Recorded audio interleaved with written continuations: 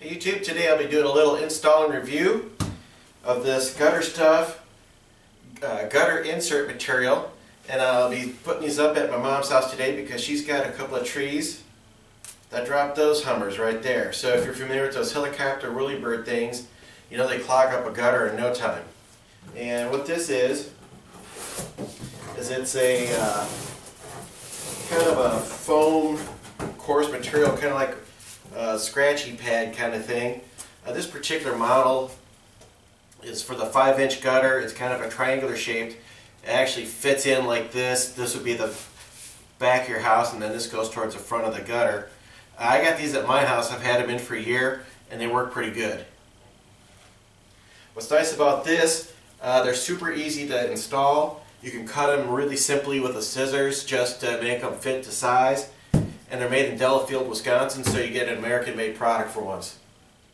Here you can see on the box kind of how it's going to fit into your gutter. I'll take the camera with me up on the roof and show you how I put it in. It's dirt simple. See the guy wearing gloves? You're probably going to want to wear gloves because this material is really rough. And let's see if you can see right here, but like right here, where you got to squeeze it in where your shingle overhangs a little bit, that is going to wear your hand out. So definitely you're going to want to wear gloves when you do this project. This box has 160 linear feet. I measured my house before I went to the store. I got 140 feet, so I didn't need quite a box.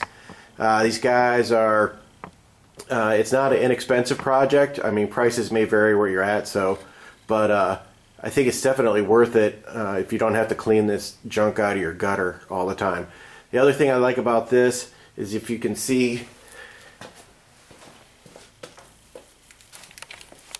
right here, it's dense. So those little helicopters are going to land here. I got some right here. They're going to land on here, but they won't be able to work themselves into the product. So I'm hoping the wind will be able to throw or blow most of that off of there when I get to installing it. Look at this. I cleaned these out yesterday, and I took the old covers off in preparation to put these up, and then it started getting really super windy. So obviously I need something to cover this gutter. So I'm going to have to clean this out one more time and then start putting in these new gutter guards. The only real fly in the ointment of putting these guards in are these little cross pieces right here that it's really hard because this material is so dense to squeeze it to get it underneath there, and then they occur, you know, fairly frequently, about once every 4 feet or 3.5, something. Anyhow, it's not the exact spacing as these pieces. So what I'm going to do is I'm going to start on the left edge of the house and work to the right, because I'm going to need to use the scissors to trim these to fit in between the spaces of these guys right here. So like I said before, the flat side goes against the back of the house, and they go in super easy. Just squeeze in. There's a little bit of a lip right here that this edge is going to tuck underneath. I got one of these guys right here that I want to go underneath this time.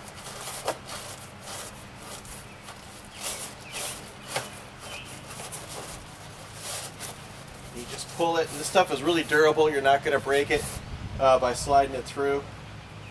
One thing you are going to do a lot of, though, is climbing up and down the ladder, because I need, oh look, this piece is going to fit right here. So I can fit this in. I cut this from another section, and this is lucky because there's a support piece right here. So the piece I cut off from before just happens to fit in this length that I need, and then I'll start a new piece in the next section.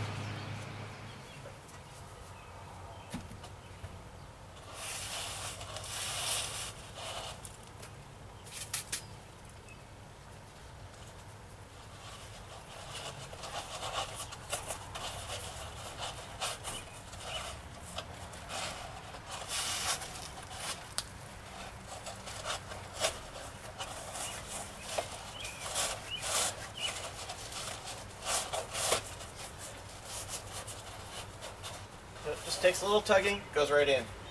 I've got about 20 feet done.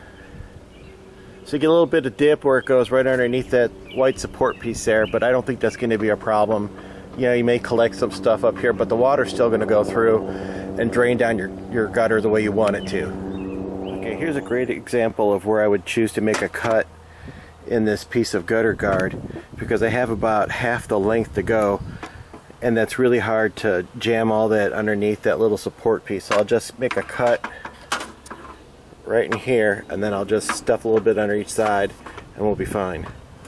If I had just a couple inches, then I would just not make the cut and just stuff it underneath and then continue on down with the rest of the product. This is the junk I'm pulling out, and those little whirly birds just go right into these holes. This is nothing but a collection device.